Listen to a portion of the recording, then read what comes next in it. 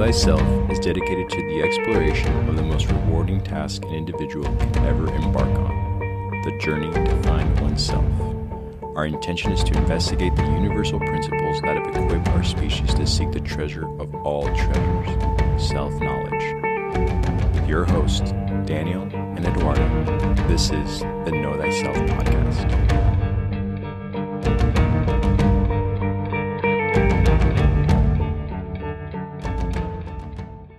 Okay, I think we are ready for this. And 3, 2, 1, welcome to the Know Thyself podcast. I'm here with Daniel. Hello. I'm Eduardo. And here we go, man. The continuation of the capture of the doe or the hind, part 2. And the more in-depth conversation of cancer that we said we would be talking about when we broke down the labor last week. And so a lot of questions have come up from many individuals. You guys have done a really good job at just messaging us, whether it be our website or DMs about what would part 2 be and when will part 2 come along. And so I've been trying to be very patient, try not to overwhelm Daniel with questions. There's so much as far as what we're going to talk about with cancer, but also things that I didn't really understand that I really want to have this conversation with you about, my friend, with the qualities of the sign and what Alice Bailey talked about in regards to cancer and the story itself. And I know we already did a really good job at sort of incorporating the labor into the sign and the energies that are all involved, and especially that, trifecta that we mentioned with intellect and intuition and instinct. So I don't want to reiterate a bunch of things. I don't want to go into it where we go back. If you want to listen to the first episode, highly recommend that, because then this will all make sense, because this will be, again, a more in-depth conversation about cancer. So let's go ahead and get started, my friend. Yeah, absolutely, man. And just like the last 3 signs that we kind of worked through, the second episode is really kind of concentrating on like the micro aspect of cancer, where what we were looking at with the first part was more of the macro, the bigger, overarching theme of that sign. And really the idea of, instinct, intellect, and intuition, and how they build on top of each other, and how all 3 of them have importance, but there is a hierarchical, there's a ruler there, and that's going to be the intuition. And that's what we're going to really kind of try to explore today. And we're going to kind of look at, not only this water sign, but cardinal water. We're going to look at, the emotions. We're going to look at the intuition. We're going to look at empathy, and we're going to look at nurturing, and we're going to look at all these components that are so important for us to understand within ourselves and what they play in the unfoldment of the self. Cool. So we're kind of continuing that journey. Awesome, man. Well, I, again, reading a lot of information that I tried to then reject, because it's like, okay, I'm going to go down this path, and then I read about it and then I understand it. Then it's like, that's just sort of the surface of the idea of what cancer might, represent. But one thing that I wanted to kind of start off with is the opposite sign to cancer being Capricorn, and why in this conversation that we had the first time, why this is important to have this understanding. Do you want to start there, or do you want me to go in a different direction? Yeah, no. And I think a good way to kind of touch on this, and again, we will really approach this polar aspect of the zodiac and a lot of further conversations. It's actually really going to kind of come up when we talk about Gnosticism and some, deeper understanding of what this experience is in this realm. But in the most simple, infomercial, coming at you fast, simple way to look at it, Cancer represents the mother and Capricorn represents the father. And so this is going to be the 2 energies that really kind of are brought in to the nurturing of anything. Where Capricorn is really going to teach us, strength through discipline. We're really going to kind of touch the idea of strength through love through Cancer. And the understanding of this is the first dance we have with love. And our first dance we have with love is with the mother.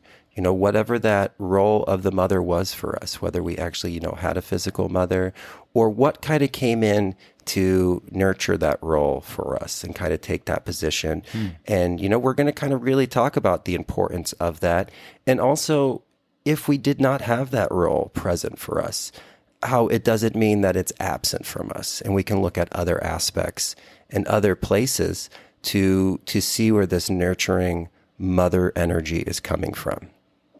Perfect. Yeah, I know that we talked about the womb, and we talked about, the home that's within, and how we sort of have to go inside and really kind of, work from the inside out with the sign of Cancer and how it represents this crab. Mm-hmm. And so before I get too far ahead with, and thank you so much for that, like, infomercial breakdown there of the opposite sign. I think that that's kind of more or less what I needed to hear for now, which is Cancer being the mother and Capricorn being the father, and how the two, as Alice Bailey puts it, constitutes the gate into form of life. And I think that's pretty spot on what you're saying. And we'll get very tinfoily hat with this idea of this play between like Saturn and the moon, because there's a very deep discussion that needs to also happen there. And we'll unfold that over time. But just like everything, it's kind of step by step. Cool, man. And we're going to kind of, start here and kind of make that. But it is a very, very deep lesson that I think all of us as students of this spiritual path need to at least reflect on. And we'll make our way there. But yeah, for the time being, we'll just kind of approach this moon energy and this nurturing, loving compassion that is kind of represented as an astrological signature of the moon. Perfect. Right? We haven't even touched on the whole idea of the animal, of the representation of the crab and the lobster, or the way it works with the moon. So let's start there. Okay. And then, I just want to open that first up. It's like, why is it that there's the shell, the home that you carry on your back, and you move from place to place with that home on you or within you? So you want to go there? Yeah, let's do it. And again, with Cancer, the exoteric ruler of Cancer is going to be the moon. And as we're going through this conversation, we're really kind of explore the esoteric ruler of Cancer, which is going to be Neptune, which is really just the higher octave of the moon. And we're really going to kind of move away from this idea of like personal love to that unconditional universal love, which is why we're dancing with water in the first place. And so obviously, with the crab with water, the crab is going to represent cardinal water for us. And so this is our first experience of the emotions. And we spoke about it as that intimate relationship that we had with the mother. And just thinking about, where the crab spends half of its time is in the water. And the water truly was our first home, which is the womb. And that's the big thing we want to kind of look at, is that gestation period of those 9 months when we were at one with our mother. And we were in that perfect temperatured water, like we spoke about. We had no desires, because before we could even feel hunger, the food was already coming through the umbilical cord. So we truly were kind of submerged in this oneness. And that's going to be a big part of the story of Cancer, and the transfer out of that oneness into this 5 sense reality, which can be very harsh for Cancer. Cancer, we talk about it, and again, everybody has Cancer in their zodiac chart. So, of course, individuals with Cancer rising or their moon or their sun might reflect a little bit more personally with this, but this aspect of Cancer is going to be found in your chart somewhere. And what it does is Cancer connects us back to that womb-like state and that oneness that we felt, and the idea that we kind of got whirled and pulled out of that, and we were pulled into the world. We were whirled into the world, right? That's not a coincidence that those words phonetically sound the same, because it truly is that process, getting pulled from that oneness and coming into this 5 sense reality, which is a little harsh. We live in this 5 sense reality that stuff needs to be sacrificed. We spoke about it. We need to eat flesh to survive, whether we're eating animals, fruits, or vegetables. because of the law of thermodynamics, stuff needs to be sacrificed for life to go on. And we do have this process of life and death. And it's a very tough experience for the cancer to approach, because the cancer intuitively never truly forgets what the womb was like. And this is actually why cancers can be so empathetic, because not only do they know that they kind of deep down inside were pulled out of this womb into this 5 sense reality jungle, this kind of school of hard knocks that we find ourselves in, this university, but they also know that everybody else got pulled out of that oneness. And so there's a softness for others. And there's this deep feeling of empathy. And also there's like this deep intuitive feeling where they actually can like feel the emotions of others. And so that's why it's so important for the cancer to learn proper nourishment and really learn this maternal energy of how it can still sustain that energy that it felt in the womb, and how it can actually share that with others to ensure the healthy growth of consciousness, right? And so it's a really unique sign, because cardinal water is, it's the second time we've met this quality of cardinal, right? The first cardinal we met was cardinal fire, which was Aries, which was just the birth of consciousness, right? It was the coming online in this reality. And what cardinal water is going to be is it's truly the water of life. And it represents the mother, it represents the womb, and it represents the idea of, again, that first dance with motherly love, which very much could be unconditional and, very transforming for us, and how important it is to get that love as a child. And, again, we're going to kind of talk about how we kind of connect to that if we don't feel that. But this cardinal aspect of nurturing, compassion, maternal, like you said, the home, and even the sacrifice that the mother makes. Not only does the mother carry the baby in the womb for 9 months, but its job isn't over with birth. If anything, the job just begins. And I'm not saying that birth isn't a job in itself, because I think that's the ultimate process to kind of go through. But it's not over. It's not just like because the baby's born, you can just let it be. And especially as humans, with our, we don't really show up into the scene with all the tools. Like you see a horse comes out and it's like ready to trot within a day or two. It's like already kind of running around the field, where humans are very much just like a ball of jello for the first 6 months, and we're just like, blah, blah, blah, blah, blah, I'm a baby, right? And so like, that's what we're kind of seeing. And so it truly does need to be nurtured, and then one of the things that cancer realizes too is it's just like, hey, like, although my vehicle is equipped with my soul, it's not super equipped for this environment I find myself in. Thinking about the skin of the humans and how thin it is, just thinking of the fragileness of humans is going to be why we kind of have to find this shell of protection, and how we kind of have to find this own security. And although we kind of learned about physical security through Taurus and form, we're really going to learn about emotional security, because what we're going to find with cancer is physical pain hurts, but emotional pain really hurts. And it's a different kind of thing. Physical pain, we could put like an ice pack on it. Emotional pain is not so much something we can treat, but we can almost hide from ourselves. And we almost have to bury emotional pain. And that's going to be another thing that we're going to kind of look at, of just the uniqueness. When you think about pain, physical pain and emotional pain, they're really almost two different experiences that you're having. And one you can, put, ointments, get medicine from. But emotional pain it's not so much a healing that you do, it's more of a numbing that you do. And just how destructive and how almost of a cause emotional pain can be for, other physical pain that we either put ourselves through or put others through.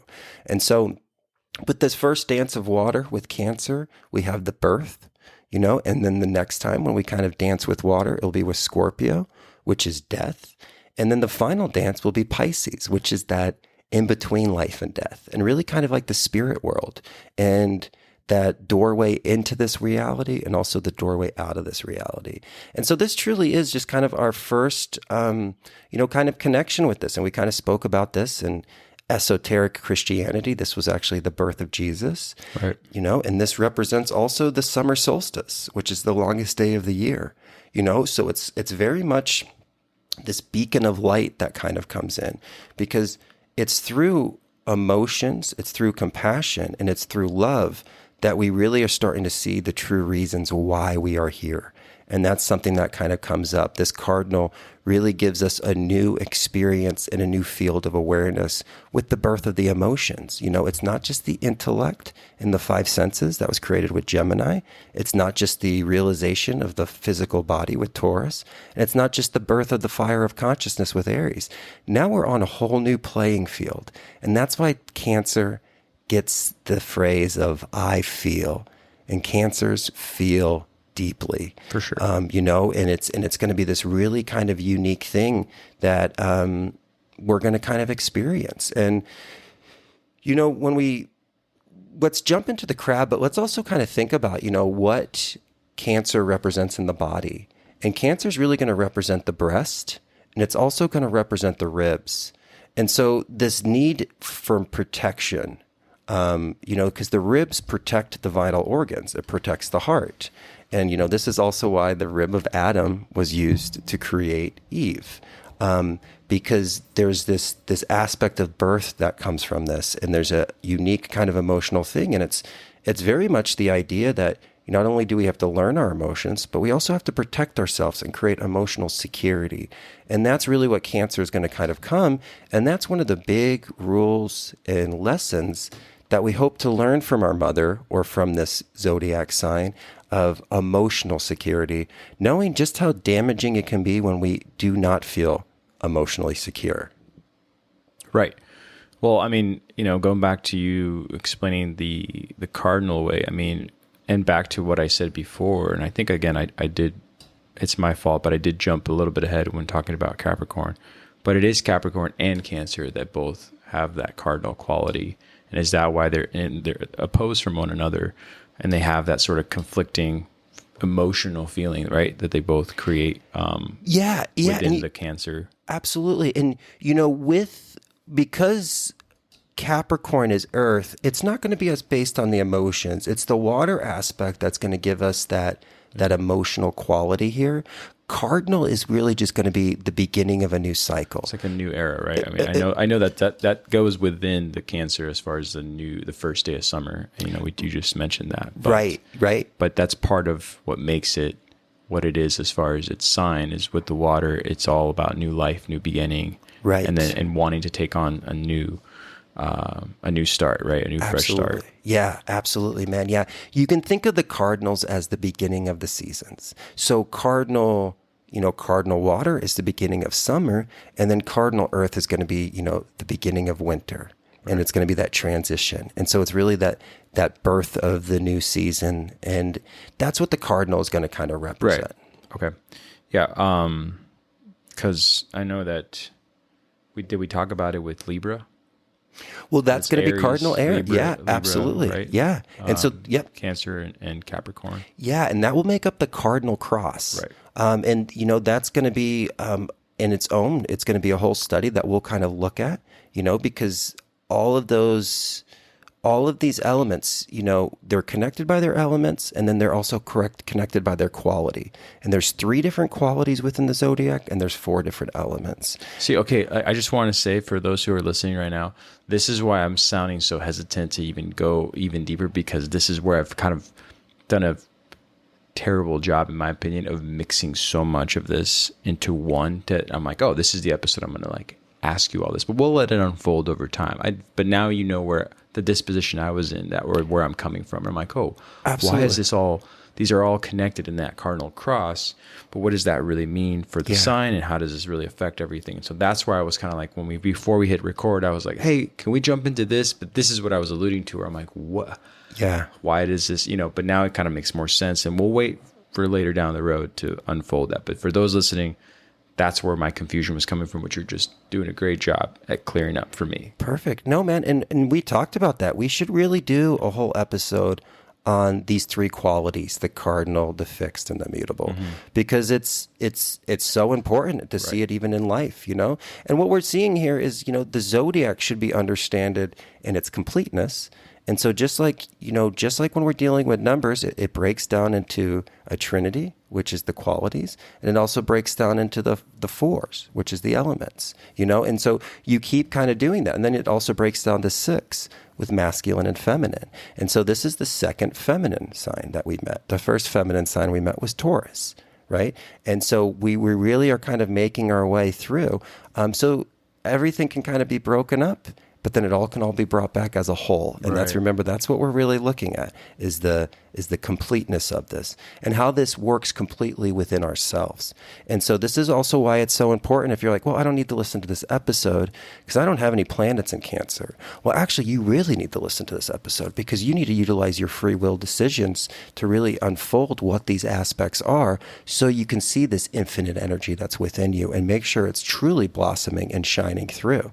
And so we really do. It's, when we first kind of get into astrology, we're so focused on our own signs, but it's really the signs that you don't have as much energy in. Like I truly, really have to study fire. There's not a lot of fire in my chart. So I have to study fire and I have to use free will decisions to learn how to hold that fire and be comfortable holding that fire.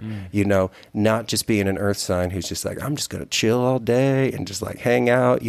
I need to take that. I need to take more Aries energy. I need to find that Leo inside me and I need to ultimately connect it with Sagittarius at the end.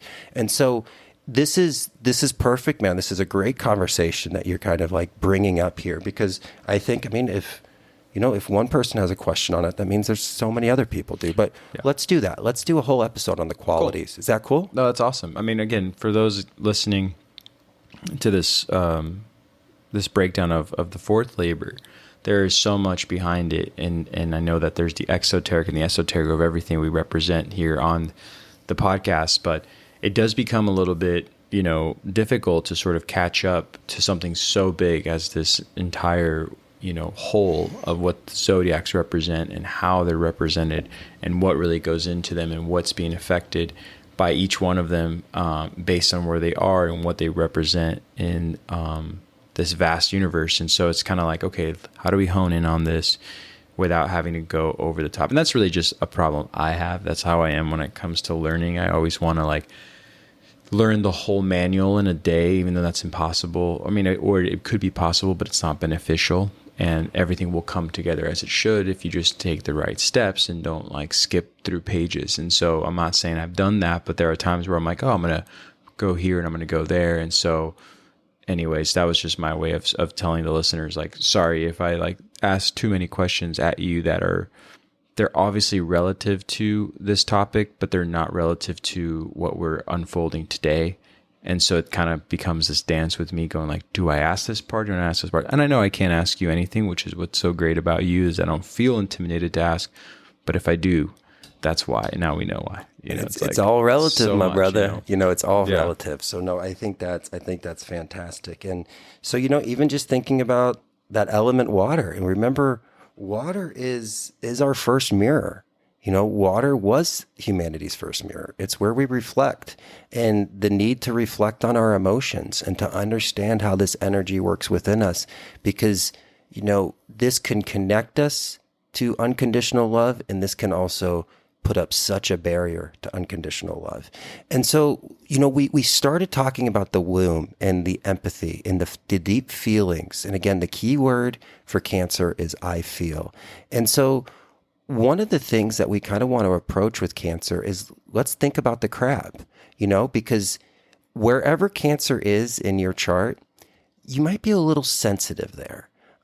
Because the thing about Cancer and the crab is the crab has this hard shell. So from external people looking in on you, they don't know how sensitive you actually are because they're perceiving a hard shell. But the thing is, it's just like a crab. You give that a nice little crack and it's just exposed flesh and you feel so much. It's like if you lose a tooth and the root is exposed. It's so sensitive. And Cancers very much are sensitive. But there's something so great about that because you can empathetically connect to people. You can, you can feel what others feel and you can deeply feel about life, and we want to feel life. We don't want to become numb. And so one of the things we really want to kind of think about this with like our astrological correspondence or signature is just, thinking about how the crab works and how important it is for the Cancer to go into the water and to experience the emotions. But the crab doesn't just live in the water. It also goes onto the land. And that's where we ground, organize, and get a more of a footing to understand our emotional experience. But this is so important because what happens with the Cancer is if we live too much in the water as a crab, what's going to happen is that water is going to dissolve our shell. And then all of a sudden, we're just exposed flesh. And so if anybody's ever been with a Cancer that's been highly sensitive, like you just look at them and they start crying, this is because they're too much in the emotions. They spend too much time in the emotional realm and they never come onto the earth to ground and organize and actually process those emotions, right? To take them through the idea of like, well, was this a valid emotion? Like, do I have the right relationship to this emotion? Am I too sensitive about this? That's what the earth allows for us. And it's really going to allow us to kind of gain that emotional security. But the counter of that with the crab is if the crab doesn't go into the water and experience the emotions, what happens is that shell, they stay on earth and that shell calcifies because it sits under the sun and it almost fossilizes. And so the shell gets hard and it gets impenetrable. Like nobody can break through to that shell. So they can almost become numb to feelings. And not only that, not only can other people not break through and they get this really hard exterior, but they also can't penetrate themselves and experience their emotions. And so Cancers can be overly empathetic, but they can also be some of the coldest, most detached signs from their emotions. And a lot of this has to do with early emotional experiences of a Cancer. So sometimes when we're doing like natal charts and people are hearing that, they're like, I'm Cancer, but like, I don't feel like I'm connected to my emotions. I don't have a lot of emotional feelings. And then we kind of start uncovering like early experiences that they had. And what happened is the Cancer wears its heart outside of itself. Right. You can see this in the Last Supper. It's the fourth disciple. He's actually holding a bag in his hand. And it represents how Cancer like holds their heart outside of them. And so Cancer is that child on the playground that walks up and is just like, hey, I love you. Do you want to be my friend? But then unfortunately, it's like a Leo and they're like, give me that bag. And they just like toss it. And the Cancer's like, oh, how did you do that? And so they almost like shut themselves down from those emotional experiences. And so it's so important to kind of think when we're dealing with these animals through the zodiac, think about the qualities of this animal because it tells you very much how to create balance with that. And so the Cancer doesn't just want to live in the water and the emotions because it will become too sensitive, but it also doesn't just want to, anchor itself into the earth because it will become hard and cold. And so again, we got these like unique kind of qualities that kind of come from it. And again, how do we gain emotional security, but still feel our emotions? Because, we've spoken about this. The emotions, not sitting with your emotions, they don't go anywhere. Not sitting with emotional pain, it doesn't go. All you can do is numb it. But just like the High Priestess card, who was represented by the moon, your emotional experiences and your heart, like your emotional experiences that you actually need to sit with, will sit and wait for you. And there's no way around it. You can hide it in as many closets as it is, but it's never going to go anywhere. It's always going to be waiting for us to sit with that. And that importance to, have that security, to be able to sit with maybe emotional experiences that one, we need to kind of change our relationship to, or two, just truly sit with and process those emotions and let that cycle of life, which is the cycle of the moon, work its process. Well, it makes sense. It makes sense. I have definitely had an experience or two with individuals who've, sort of expressed these qualities that you're talking about and which way they go, or non-emotional to certain things that most people would feel emotional about, but selective on how they use their emotions. It's like, well, music and art are where I'll be vulnerable the most and have that sort of that connection back into the water, back into a connection of that female essence of the moon and the energy that's influenced by it.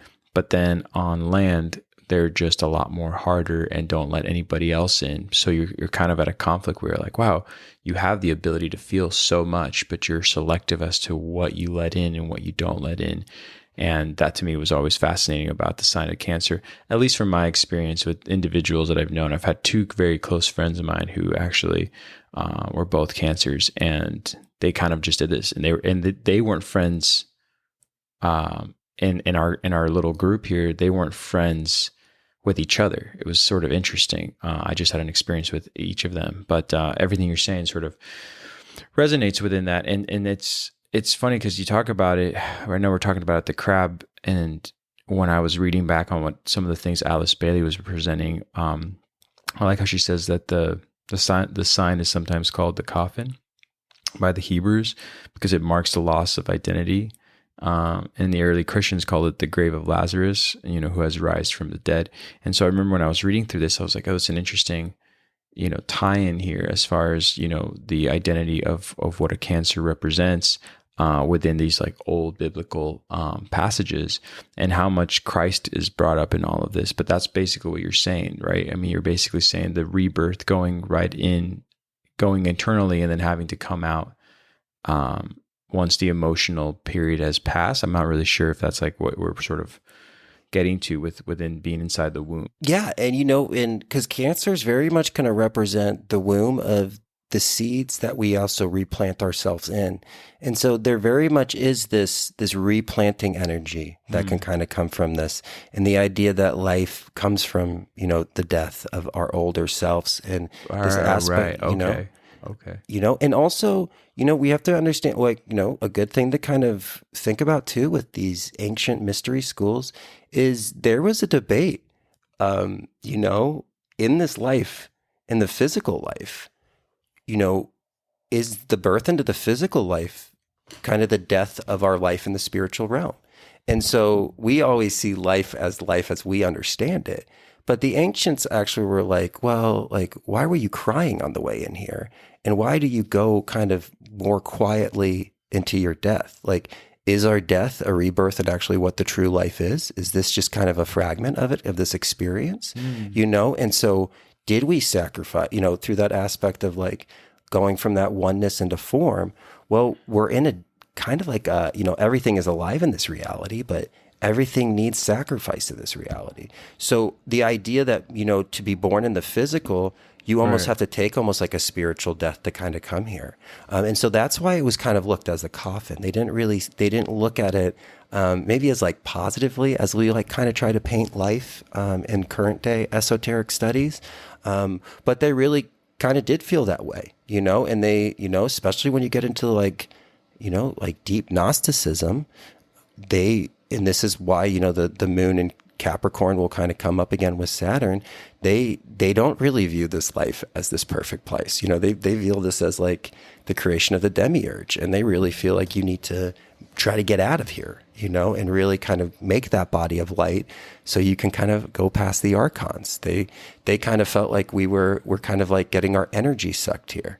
And it's just actually like, some deep manipulation that's happening. And so that's kind of a tie-in, some really deep stuff. Like I said, we're going to really cover that with Gnosticism. And I know most people are like, what the heck is he talking about? But the few Gnostics out there are like, oh, it's about to get deep. And we will get deep into that because it's a very important thing to look at. And understanding why we're here and what we're supposed to be doing is going to be really important there. And so, thinking about the womb as the place that, because again, where do we plant the seeds? Well, we plant the seeds in the soil, which is, nourished by the dead plants and nourished by the dead of life. And so we really kind of see this cycle of life and understanding how that process is operating, within ourselves. And, again, too, the idea of the coffin is because emotions can be the death of ourselves if we don't gain the proper relationship to it.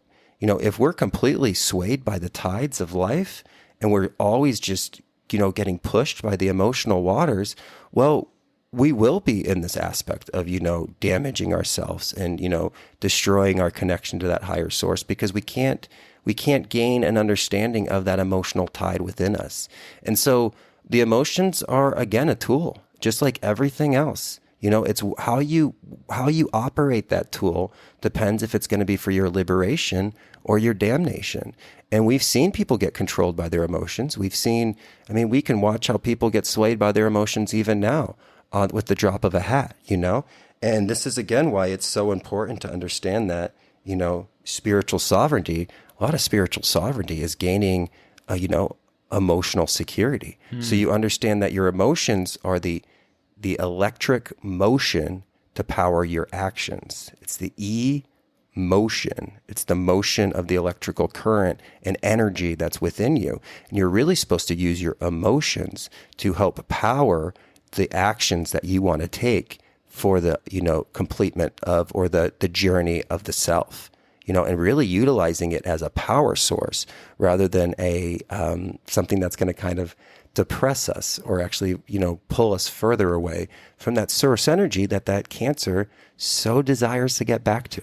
Yeah. I mean, it is funny how like the way all these signs, whether it's you're talking about it as a sun sign or all of them together, have their strengths and their weaknesses, obviously, but what it takes to manifest the best out of the sign that you are born with or born into is such a arduous task, it seems like, for some. And I like what you're saying, because it's true that, with a Cancer sign, you have that emotional and that sympathetic and also persuasive energy, but it can be it can happen very quickly to where it's like inverted to where it is pessimistic and, manipulative, or there's an insecurity about who's invading this emotional vulnerability that they have underneath that hard shell.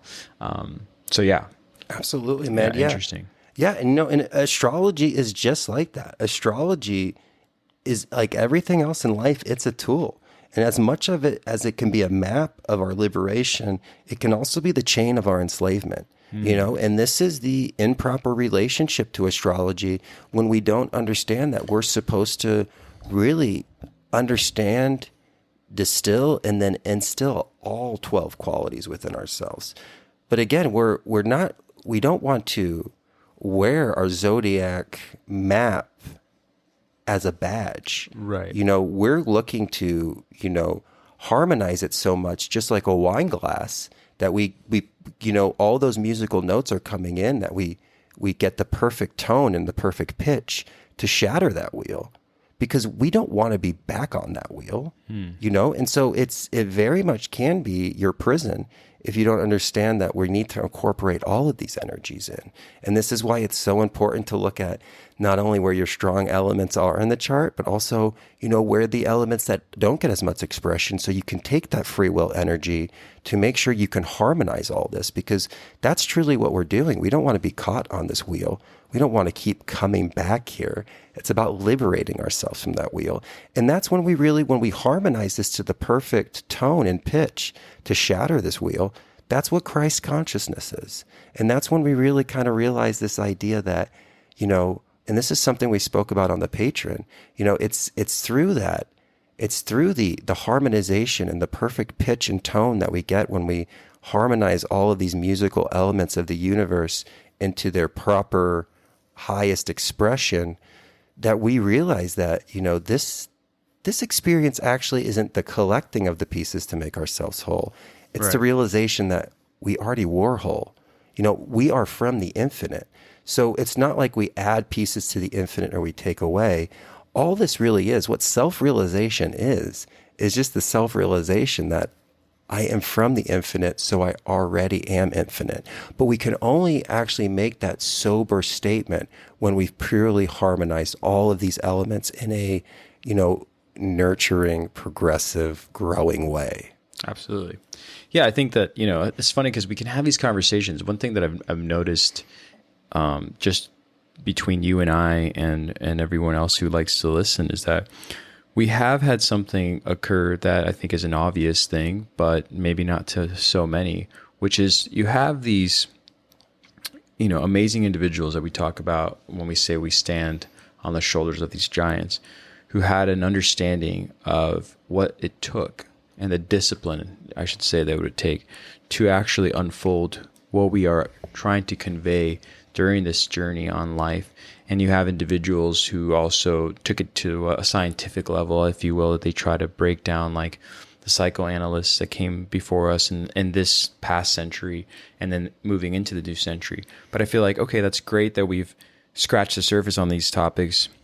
The more important thing is whatever we've unfolded, whatever we've discovered, whatever we have this sort of like passion for is always to aid us in becoming not only a better version of ourselves, but understanding the world around us. And I feel like people took that very seriously with, you know, the 20th century psychoanalysts who would say, you know, this is what's happening. Like Freud would talk about the iceberg, and we've talked about the iceberg and the analogy to an iceberg. And I know how groundbreaking it was for people to have that, especially if they were children of, you know, immigrants who were here during the Industrial Revolution, and emotional cues weren't really something that they knew about or how to handle.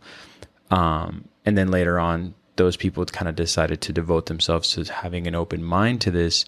I feel like we're kind of moving into that with astrology, is that there's this marriage now between the understanding of what is happening emotionally to us and psychologically, of course, along with the traumas and the unfoldment of our life path with our parents or loved ones, along with now this new understanding of something that's so ancient that is sort of just, again, helping us out. And I think that many people, you know, it is to believe or not believe in any of this. It's to just have the actual open mind and idea of being curious enough to know, how am I operating on this plane, and what am I doing to either harm myself or actually like evolve into something that creates more ease and not disease, you know? And so, and not, you know, harmful habits, you know, in our lives. And so this is what I really like about these conversations, is that we're using this labor, we're using Hercules to represent this journey, but we're also having to pick out so many micro aspects to this astrological component that, again, make up a bigger piece of the puzzle, you know? Absolutely, man. Yeah, no, and it's... And you can, and by the way, man, you never have to say that you agree with me. I always want you to tell me, like, I have no idea what you're talking about right now, but that's just kind of what I'm picking up about what you're saying right now, because again, there's so much information, but it's also so easy to sort of like condense it. You know, you can go to any website and just be like, oh, this is what a Cancer represents, and this is what a Gemini represents, and I got it all figured out. But then as we start to unfold this in front of so many people who listen, it's like amazing to see like these tiny components just add up to so much, you know? Mm-hmm. Yeah, absolutely, man. And no, I think you're right on there. And what we just don't want to do is we don't want to use our astrological natal chart for like excusing our behavior of like, oh, you know, perfect. You know, like I don't work out because I'm a Taurus. So I just, you know, because I do this. Like, I'm like, I should really get up and run. But then I'm like, oh, but like my bed is so comfortable. You know what I mean? And so I'm like, you know, I'm comfortable. I'm hanging out with my cat. And you can almost like justify things from your astrological signs that you have. And so it can be very dangerous because you can almost make like excuses for yourself. It's the same kind of dangerous excuse when people say like, oh, you know, that's for my next life. That's a karmic thing that I'll take care of that like next time. And you're like, nah, you can't really do that, you know, because it's us realizing that we are the infinite and we are whole. And that's something that I'm really changing my language on. And I spoke about this on a Patreon video this week of, you know, I used to use the term of like, we collect the pieces to make ourselves whole. Well, that's actually not true. And one of the great things about this process of self-unfoldment is the moments when you realize that, hey, I wasn't completely aligned with objective truth there. Right. Because if I'm from the infinite, how do I add or take away from the infinite? It's just when I actually realize that. And so when we really kind of connect to that, we learn the astrology personally through our natal charts. But that's just so we get a personal understanding of how we kind of play and how we need to also, you know, overcome our own natal charts to really make that, you know, to honor that completion, which is the self. And so it's again, it's kind of like It's like a micro experience of the macro. And we, that idea of, we're not just a drop of the ocean, we're the entire ocean in a drop Right. of consciousness and kind of connecting to that. And so, yeah, I think it's a very powerful thing to kind of see and to understand, and really utilize this again as a roadmap of liberation rather than just a celebration of who we think we are, but not so much of who we can be. I like the roadmap of liberation and not just a celebration. I think that's very important to take away from these understandings, and same thing, because it's different than what we talk about in the series of the Tarot. We're breaking down the deeper meanings and symbols that are behind the card that sort of, are laid upon us for us to unfold during our period in time of life and successes and, tribulations and all this other stuff. But here, it's interesting how that first breath we take, we've talked about that, has a direct connection to all the different components of what was happening as an energy that was imminent, or I'm sorry, that was placed there for when we first had our first breath, I should say. So when we had our first breath, it's interesting that, we have this influence that's cosmic, that's bigger, that's part of the infinite. And we kind of just don't really ever go exploring that right now. We or for the most part, a lot of people just don't go further than that. And I think that's kind of what you're alluding to, but I digress again. Go ahead, man. Yeah. And you know what? This actually brings us to a great thing about Cancer. And, one thing about Cancer, when we're kind of thinking about the crab, is this ability to let go of our emotional attachments to things, and how important this is through the spiritual discovery, because we actually get emotionally attached to what we believe. And there comes a time as you're going through your growth that you're really faced with this idea of like, well, is that belief truly tied to the objective truth? Right. Is this new realization that I had either intuitively or through my studying that's kind of, illuminating something of more, finer tuning to that objective truth? Well, what do I do here? And the Cancer really teaches us to, learn to live without attachment, because the crab has a problem with kind of taking its claws and grabbing things and holding it close to itself, right? And so when you were kind of talking about that individual with Cancer, how so many things they were liberated and free from, but then certain things really emotionally stirred them up, and it really kind of got their emotional waters moving. Well, this is because the crab has this ability to kind of use those claws sometimes and pull in what it loves and what it believes, and it holds it very close to its heart. And so although we do want to hold the universe close to our heart, the only thing we want to hold close to our heart is unconditional love. And so living without attachment, and this is something that the Cancer really struggles with. They can be very needy. They can, they can get very, again, attached to people. And they almost stay on the leg of the person, and they almost hold back people that they love, because they love them so much that they hold them back. But it's the same thing of smothering a puppy. You want to hold it so close because you're like, why are you so adorable? But you can actually smother it. It's just like in the, it's like Lenny in, why can I not think of that Steinbeck book right now? Oh my gosh, Steinbeck book about, oh my gosh, that's so funny. But either way, Lenny, everybody knows what I'm talking about. They're like, Daniel, you dumb. How do you not know this? But he actually he wants to hold the puppy so much that he actually smothers it to death. And that was a representation of Cancer, because you mean of Mice and Men? Of Mice and Men. Gosh, what am I? I'm such an amateur, man. No. And so, that's a great lesson for us to learn. If you truly love something, you have to let it go. Right. And, and if it loves you, it will come back. And you will allow it to authentically grow so it can actually love itself. So we see this with the child that doesn't want to leave the leg or the breast of the mother, but we can also see this as the mother or the parent that doesn't want to let the child go, and it holds on to it. It actually holds it back from authentically unfolding its life and its purpose that it's supposed to be, and it limits it.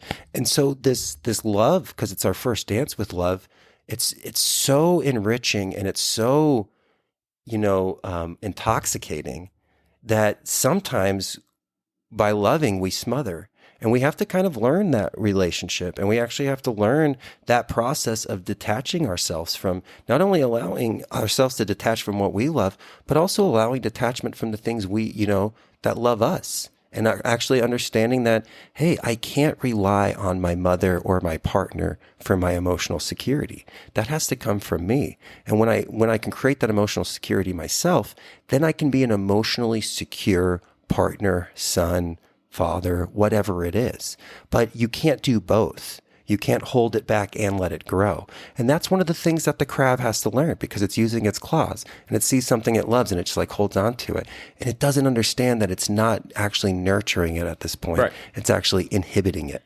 Right? Yeah, I mean, I think it's obviously what you just said, but yeah, in these experiences that I've had with individuals like this, their frustration and their lack of patience is they're sort of blinded by the fact that by pulling you so close into their heart, they think, no, I'm doing everything I can to keep you close. So I'm showing you love. And those who don't agree say, no, but that's not how I experience love or experience a connection with you.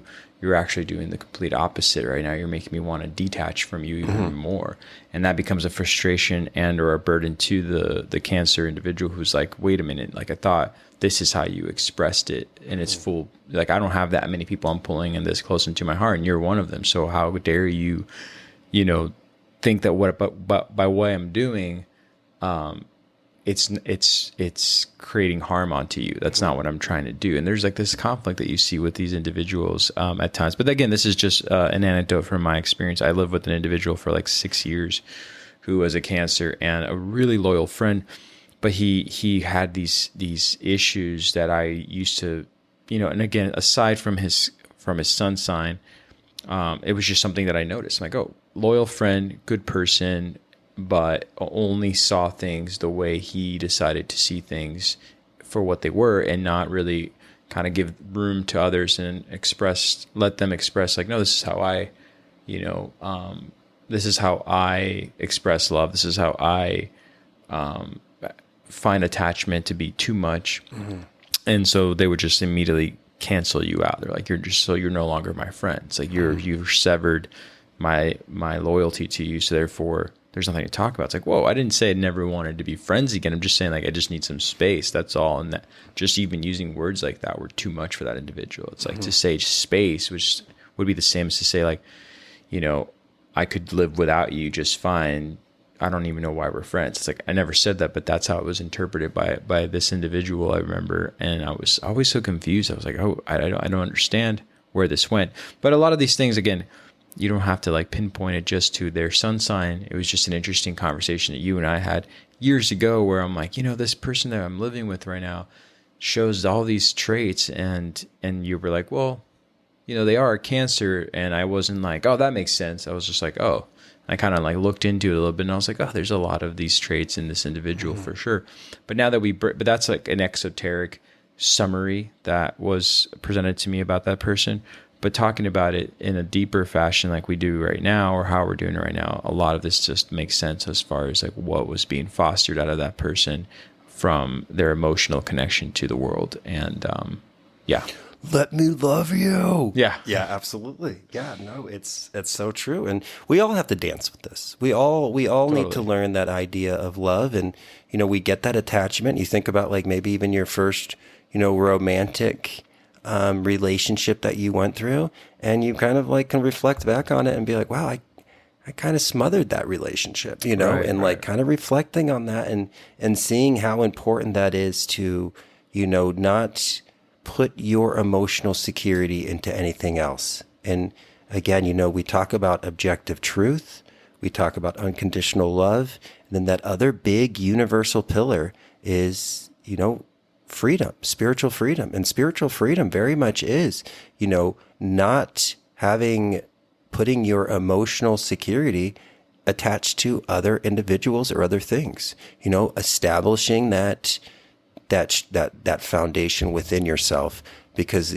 only when we are emotionally strong can we actually love? And that's that huge thing that the Cancer is really looking at. And the thing is Cancer is like, you do want to love. And it is a tough process to kind of go through.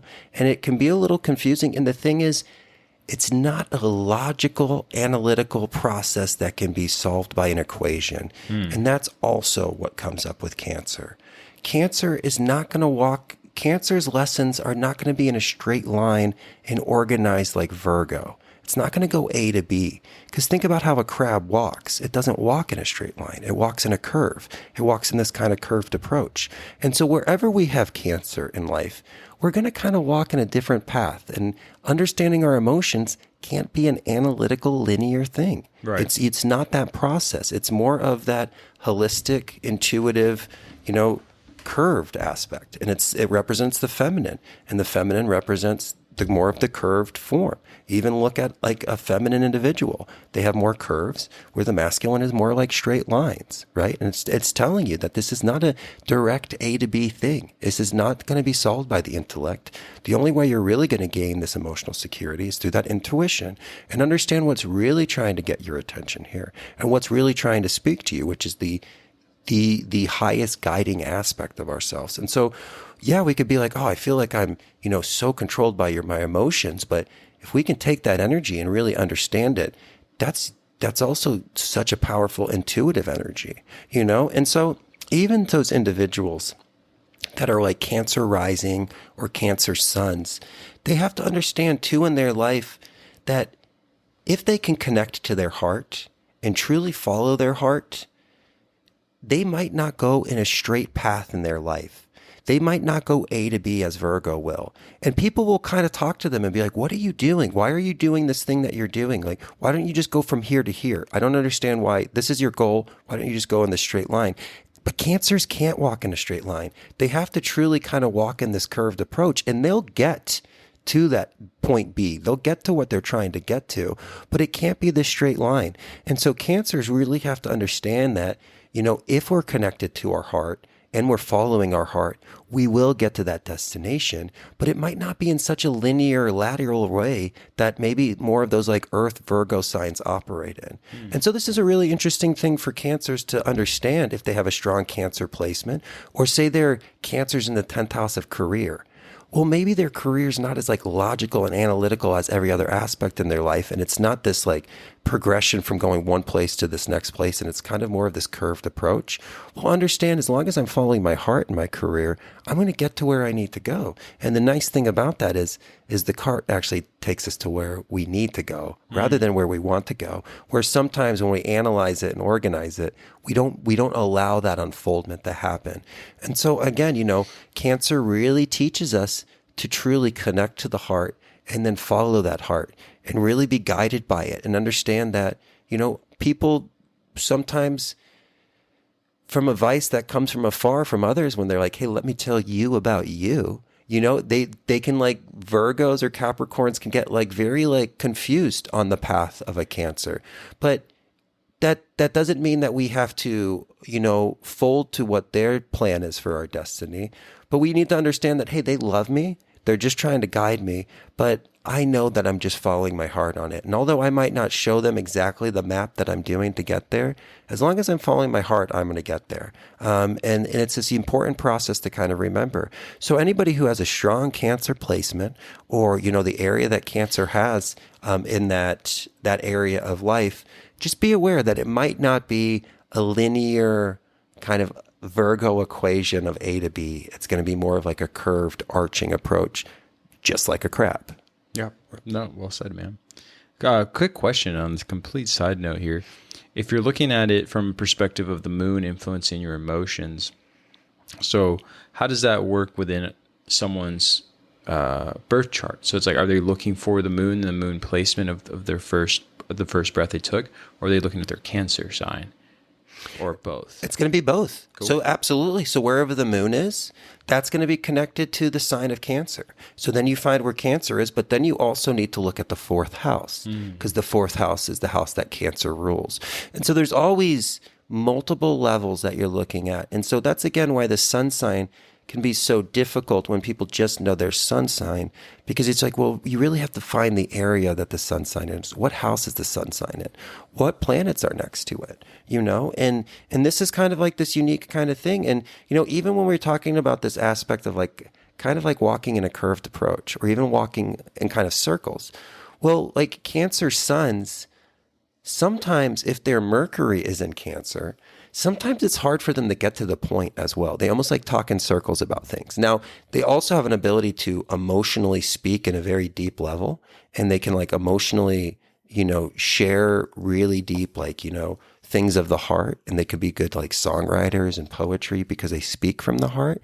But sometimes it's hard for them to be even direct with their words, and actually, this is actually kind of fascinating because a lot of Geminis actually mistake their communication for Gemini. But what happens is the sun sign and Mercury travel very close together. And so the sun sign, sometimes your sun sign and your Mercury are in the same house. And so like myself, I'm a sun in Taurus, but my Mercury is actually in Gemini.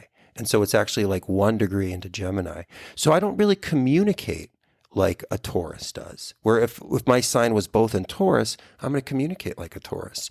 And so there's like sometimes that like Geminis talk about like, oh, like, because they still have this like rapid energy of Gemini, but Gemini is a little bit more linear and analytical, and it's still very fast and responsive. But a lot of times Gemini suns can actually have their Mercury in Cancer, and they find themselves like speaking, but they kind of have to like draw a circle around something, and they kind of like swirl around it, and then they hit their point. If that Is that makes what's going sense. on with me? That you are a Cancer Mercury. Yeah. And this is exactly how I feel. It's like I have a passionate point that I'll make and I'll get to it. And there's so many people who are like, oh my gosh, man, like I love you, but you gotta. No, but you also speak with so much passion and you speak with so much heart. And like, it's so easy to talk to you about emotions. Where the Gemini if the Gemini Mercury was there, it's going to be a little bit more analytical and linear. And so there's something really beautiful about the Gemini suns with their Mercury in Cancer. I mean, there's something very beautiful about Gemini suns with their Mercury in Gemini, right? But like they speak from the heart, and they very much like listen to people's heart as they're speaking. And that's what they're really listening for. Where the Gemini is like literally listening for like information, the Cancer there with the Mercury in Cancer is listening for the heart, and that's what they're connecting to. And they know that the heart is not a linear thing. They know that it's the subconscious. It's that right side of the brain. It's the infinite. And so they have this unique ability to be able to communicate from this deep aspect of their heart, but they still have that quickness of the Gemini to be able to do that, so they can speak from their heart quickly. And so it's something that's so beautiful about it. And so like again, kind of understanding how all of these kind of operate and what this is kind of working with is a unique process to kind of think about. And so this Cancer energy is so deeply connected to the heart, and it just feels so much, and it's able to not only does it feel itself, but Cancers can also feel others. Because again, they're intuitively connected to that water aspect, and Cancer can feel the room when they walk into it. Have you ever seen somebody who can't read a room?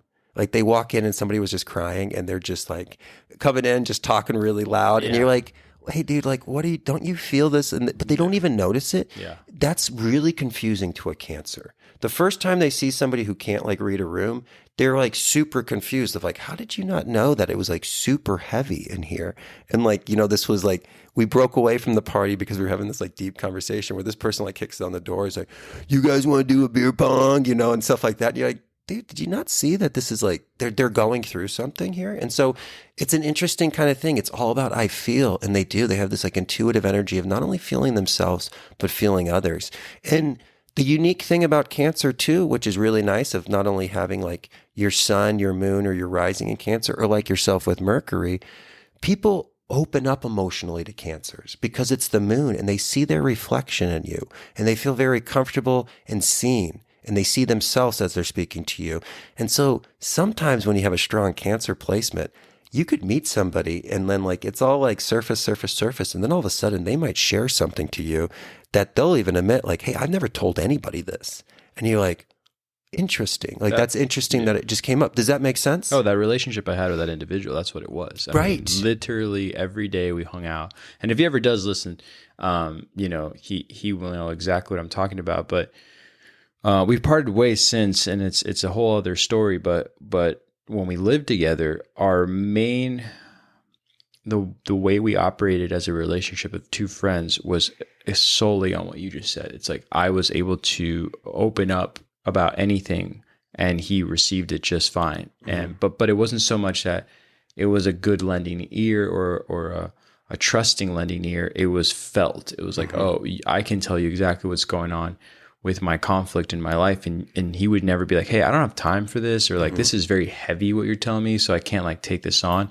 He could take it on no problem and just like give you a confident nod. And you could say, oh, I'm sorry, maybe I was going off too much. And he was always like, no, like you can keep going. So there was an ability there that fostered that sort of, emotional unloading that I would have with that individual. And so, but by the same token, though, if you didn't respect their feels, I like that what you're talking about, the individual who doesn't know how to pick up a room. I can't tell you how many awkward experiences with that same individual where that exact scenario would happen, and he would be so mad. He's like, I don't want to ever hang out with this person ever again. And I'm like, no, he's a really cool person. Forgive him for not being able to read the room or not have an emotional tie that you have to something that you believe is so important. Like, oh, listen to this new song. It just came out. Everyone be quiet, pay attention. And that one person be like, I'm Mikey. Yeah. Like, I'm saying this other thing, and then before you know it, he would literally turn and be like, I can't be friends with that person. Yeah. They don't understand the importance of like what was just felt in this one song or the lyrics. I'm like, dude, you got to like pull out of that. Like not everyone's seeing what you're seeing or feeling what you're feeling. It doesn't mean that they don't feel. They just feel about life differently than you do. So anyways, tangent on the side. For all of you out there who love our tangents, that's for you. Right. No, absolutely. No, that's beautiful, man. And I think you doing a great job of like kind of talking about that. And, again, this process of the dark side of the moon that comes with Cancer, the idea of attachment, being too dependent on other people, being overly clingy, these are things that the Cancer really has to go through with as we have that first dance with love and as we have that first dance with our emotions, and that's huge with the idea of, again, understanding that we need to release ourselves from our mother or release ourselves from our father's leg and go on our own personal journey, which is so important. And, we really kind of think about this, this aspect of, this having a true expression of this divine mother energy that wants to protect life and making sure that it's being expressed in the healthiest, nurturing way possible. And just like any universal energy, we're going to have to dance with it. And it's not going to be a straight line. We're going to go through these experiences and we're going to go through all of the feels, and we're going to kind of get close to that intuition. But how important that is for us to, kind of reflect on that and kind of connect to that is so important, And so, we talked about Cancer, this crab not being able to walk in a straight line, the need for it to go between the water and the earth to make sure that it grounds those emotional experiences. And so, I think as we're looking at the sign, I think it's really important for us to maybe discuss what that fourth house means and what that fourth house kind of represents in the zodiac chart.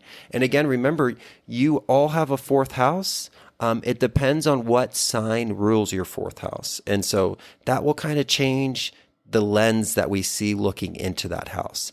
And so we'll kind of talk about what that kind of is. But the fourth house is a very important thing for us to look at because it really kind of talks about our first relationship with nurturing. And, it really represents the early home. And, this aspect of the home is going to get very important in this conversation and truly realizing what our true home is And you did a great job of titling the last episode with the home within, because that's truly what we're going to kind of get connected here, is to that home within. But what this fourth house is going to represent, if you're looking at your astrological chart, is it very much represents the parental influence or the energy within the home, and how that was perceived by the individual. And so this is really important, because this fourth house is going to really talk about, it's almost like also our first dance with cycles and patterns, but it's cycles and patterns that we don't really have a free will decision to establish ourselves. These were more kind of imposed on us by our family and our community. The cycles, our first dance was cycles and patterns. And this is really important to look at the fourth house, to see the cycles and the patterns that, fostered your growth and nurtured your authentic self, but also the cycles and patterns that were imposed on you that might have been damaging to your authentic self, that might have helped create some of these shadow aspects of yourself that we need to kind of investigate and look into. And like within your ancestry?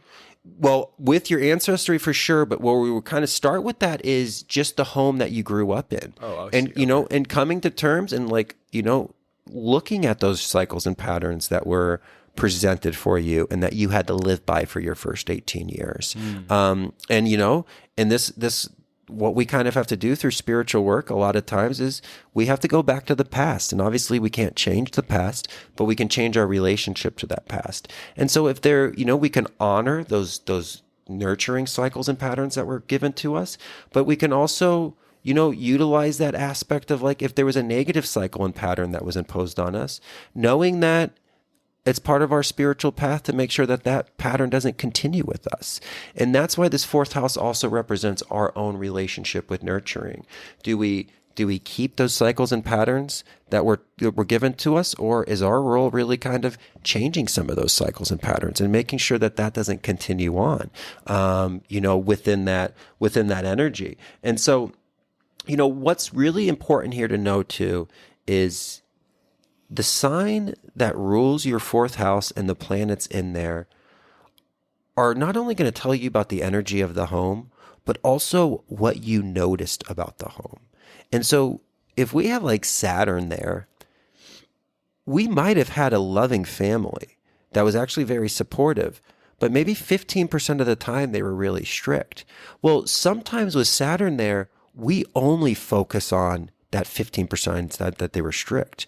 And we actually don't gain an awareness or have a proper awareness to be like, hey, 85% of the time they were actually really loving and nurturing. And so we almost get bitter about that. You're saying that, sorry to interrupt, you're saying that 15% of the time in your household, let's just say, the parents were strict. Mm-hmm. But the rest, they were loving and supportive. You're saying that the individual who's like wanting to hold on to only the 15% needs to open up and see the other. Okay. Absolutely. I just want to make sure I have that straight. So the fourth house is, and what's so nice about astrology, where it kind of moves away from like, older psychological thoughts, is astrology gives the growing up of the child and the influence of the parent as a 50-50 importance. It's not just the parent. It's also how the child reflects and what they pull from their perspective of the parent. And so you could have a very loving parent that sometimes was strict, and that's all the child remembers. And they see their parent as a tyrant when truly they weren't. You can think about friends early on when they were like, you were at their friend's house and they're like, oh my gosh, my parents are such jerks. And you're like, I don't think so, man. They just made us like Hot Pockets. They took us to the skate park. Right. They're actually really great. But they just see them as this negative energy, and then you could be in this place that like everybody's screaming in the family, and it's always yelling, and you're like, wow, this place is really chaotic. And they don't even notice the chaos. They're just like, no, we all love each other. Yeah. We're all good. They're like, oh, my mom's doing it. I'm like, dude, like, I'm not, and again, I'm not judging their mother, but I'm just like, she was just like straight yelling at you, and like you guys are yelling at each other, but it's what we perceive as well. And so that's a really important thing. Going back, not only changing our relationship, but making sure that we had the proper relationship and the proper perspective about that. And I'm not saying that there's not trauma and there's not stuff that happens in the home. I'm not discounting what they did. I'm just saying it's more of a 50-50. And sometimes we do have to go back with the proper lens and to make sure that we have the proper perspective about this. and that happens a lot. And that's something we have to kind of do with spirituality. And if it was a negative thing, because, unfortunately, I do talk to people who talk about their early childhood and there was some really toxic situations. Well, this fourth house also tells you about how you nurture and how you can actually transform that energy and what you get from nurturing. Because of the involvement in family and exactly, the roots of your family within your household. Absolutely. And sometimes we have to change cycles and patterns, and sometimes we look to keep honoring those beautiful cycles and patterns. Like if our father made us into a sovereign, strong individual, and our mother made us into this loving, empathetic, emotionally secure individual. Well, those sound like great patterns that we want to continue harvesting with what we nurture, but if our parents were absent, if our parents maybe had an addiction, or something like that, well, it comes up to us. Do I continue that cycle and pattern? You've heard that with people of like, well, my great grandfather was an alcoholic, my grandfather was an alcoholic, my dad was an alcoholic, so I guess I'm going to be an alcoholic. And you're like, well, I guess, dude, like if that's the cycle and pattern that you want to unfold here, right. But it's also the spot of like, hey, I can change this and I can change the seeds that I water. If I wasn't nurtured correctly, like if they were nurturing me with Diet Pepsi, well, I'm not going to nurture my kin with Diet Pepsi. I'm going to do it with water and sunlight and love. You know what I mean? And so this fourth house is very connected to that. But what you were talking about with like your connection to your ancestors, absolutely. This is also the history of your blood. This is the history of all of the experiences of your bloodline up to this point. And a lot of the times you're not just changing a cycle and pattern that, your parents went through. It's something that's been continual. And sometimes, your ancestors are holding their breath because you can actually release them from this chains that they put on themselves by continuing these negative cycles and patterns. And it's by your transformational energy. And that's what a lot of our work is to do, is to make sure that we can release them by not continuing that pattern and no longer giving life to the fear, but giving life to the love. And it's one of the greatest things that we can do, of, not just the liberation of ourselves, but the liberation of, the bloodline. And then it starts anew, and it's that womb of the new family identity.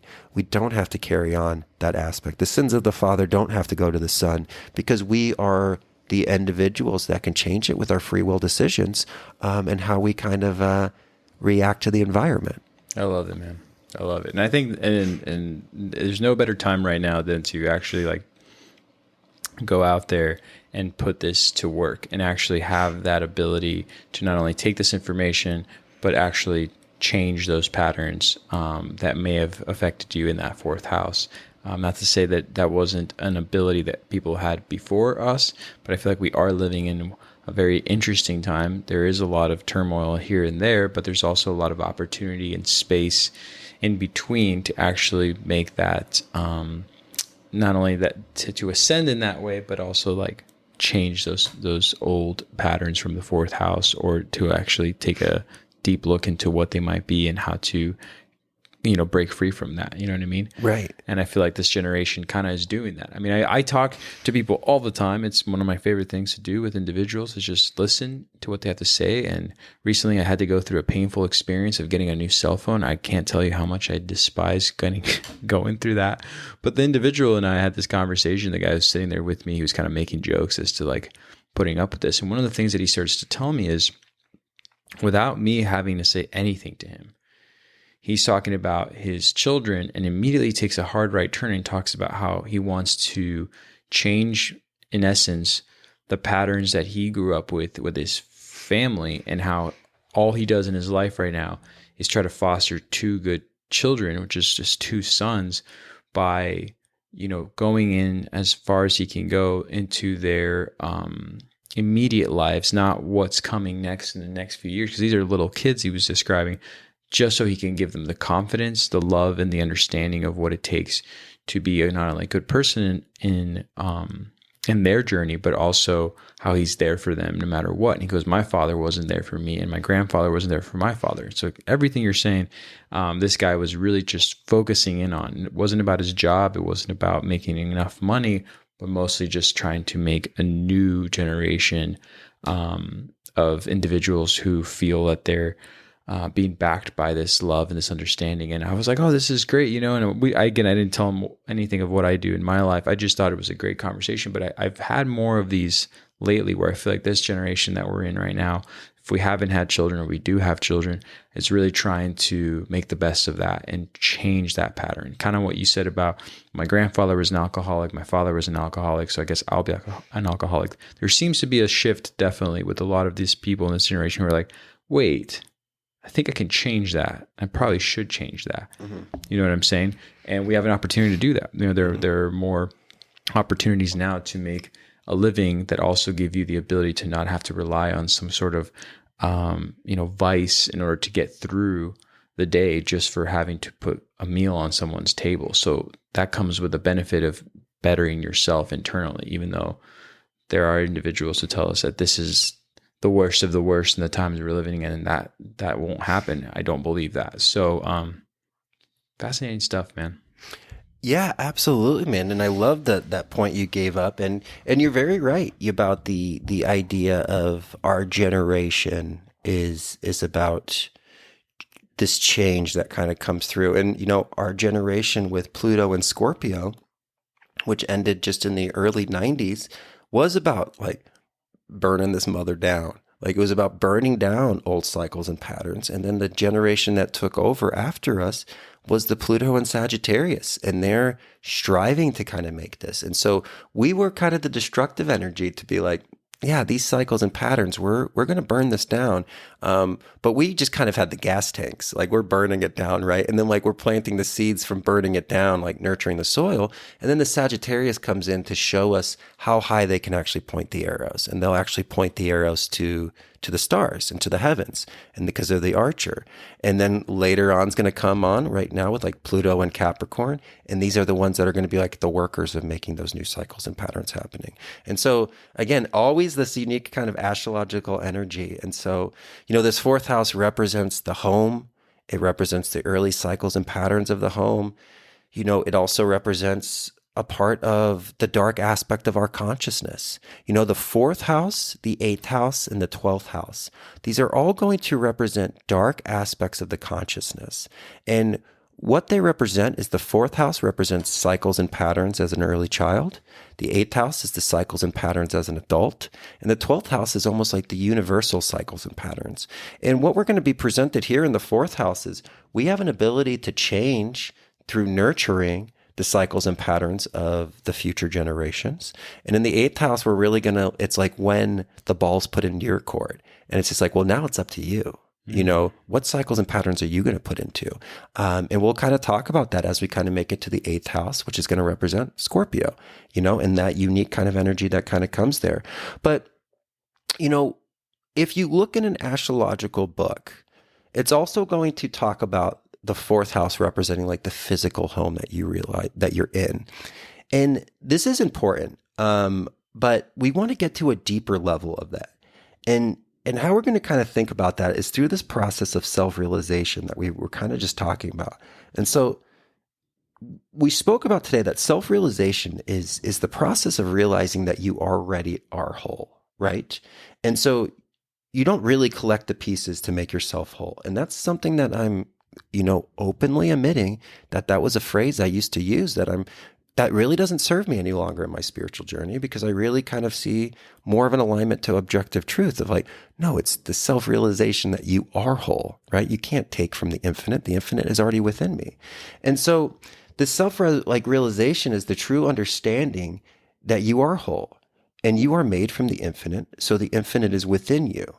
So, how do you take and add away from the infinite? You don't. You are already whole. And not only are you already whole, but you are already home. The universe is within you. The OG, the original generator, is already within your heart. And realizing that it's not your house. It's not, you can find home anywhere. It could be in your home, which can be lovely. It could be in nature. Like all these places that kind of ground us and give us an ability to really like sort out this experience of life, right? And allow us to kind of pull back and go back within, like what the crowd wants to do. Well, we really want to realize that, we are already home. And so your external environment, even if it's not affording you a thing of like a house, or you can't get to nature, even in a prison cell, even taken captive by Nazi commies, you are already home with the universe. It's within you. Nobody can take your home away from you because it's within you. Everything is all in. And that's what we're really kind of looking at. And if you notice, everything we're going through with these astrological is we're taking the external and seeing how it's produced from the internal. And the internal is always where we're going. It's always that all-in energy, because that's where we're going to find that universal life force. It's not only in nature, in our loving relationships and the connections we make, but all of that is generated from in, and it makes its way out, if that makes sense. It does, man. Beautifully said, dude. Yeah, I mean, Cancer. I know that we went a little bit all over the place, but I think what was very important about this time around, as far as talking about this astrological sign, but the importance of its understanding, is going deeper and deeper into, again, how all these connect, and actually taking the components of this giant web and how it all just relates to one another, but how it relates to one another and what needs to be done once the understanding of this information comes into your immediate consciousness. You know what I mean? And I think that with Hercules, that's basically what was happening to the individual. He's combining these understandings of the animalistic instinct that he has, but that intuition and what it all represents and what it means for the furthering of his journey, and actually being able to, again, move on to the next, in his case, the next labor. For us, hopefully it's to a better place, right?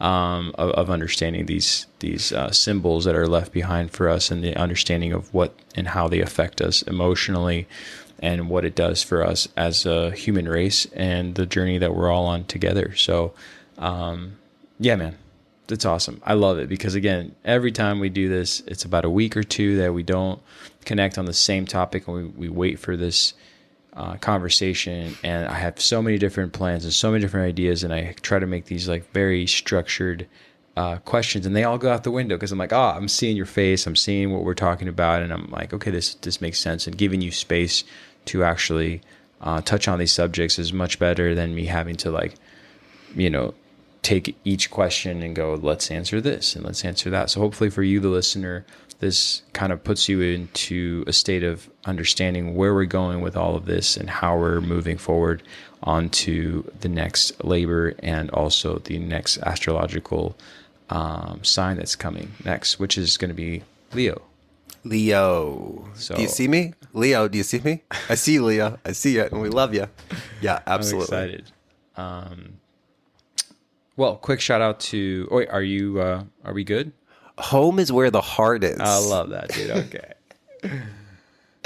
Shout out to all our Patreon members and to all the fans. Thank you so much for all your reviews, whether they are critical or they're constructive. It's all good for us. If you don't want to listen to what we have to say, bye-bye.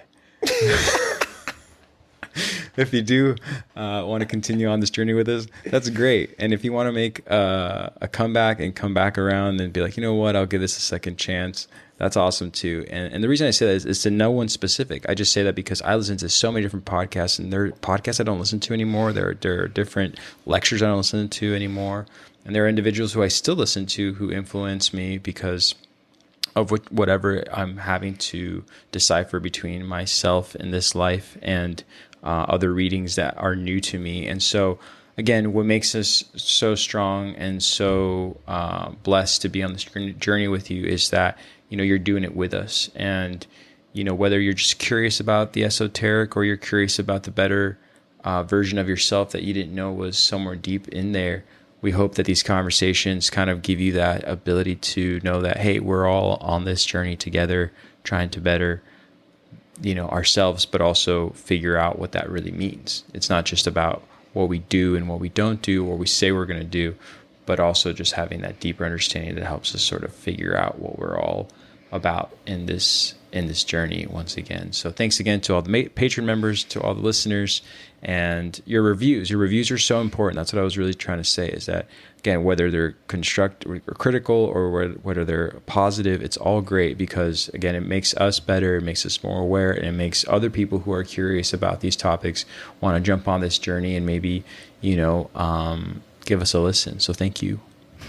Yeah, absolutely, man. And just to pump it up because it's the dawn and the rising of it is coming very soon. Is the lovely Karina is working on our website and it is almost out there, and so we're really looking at mid-July as the start point. And again, on the last episode, I said like I was so excited for us to all get connected, and then I said it was the blog, but nope, it's the forum that's going to connect us through, and so we are going to have a blog. Meant. That's funny. Yeah, absolutely, but nope, Daniel, you silly man, it was the forum, and the forum is where we're going to be able to have this like continued conversation, but we can have conversations about the blog entries that are going to be coming up, and very excited again about connecting to each and every one of you, and just like continuing this journey, just like you said, my guy. Yeah, man. Yeah.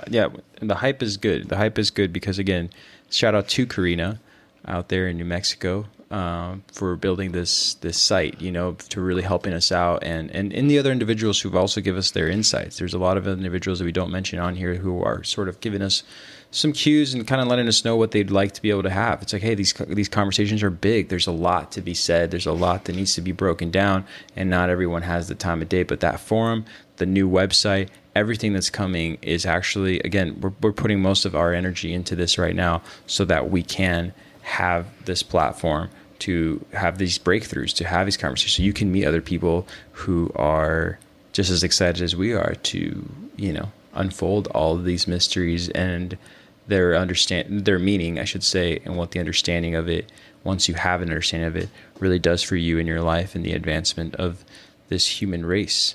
So, next week we'll be going back to the Tarot. Yeah, we'll be doing the Emperor card. I'm excited for that because we started studying that prior to the fourth labor, and I kind of put it to rest for a little bit, but I go back and forth, doing a little more research into it. So it'll be a real good one. So that's all I have to say. Well, I think you said it perfectly, my man. I think that's perfect. So, well, until next time. Until next time, my friend.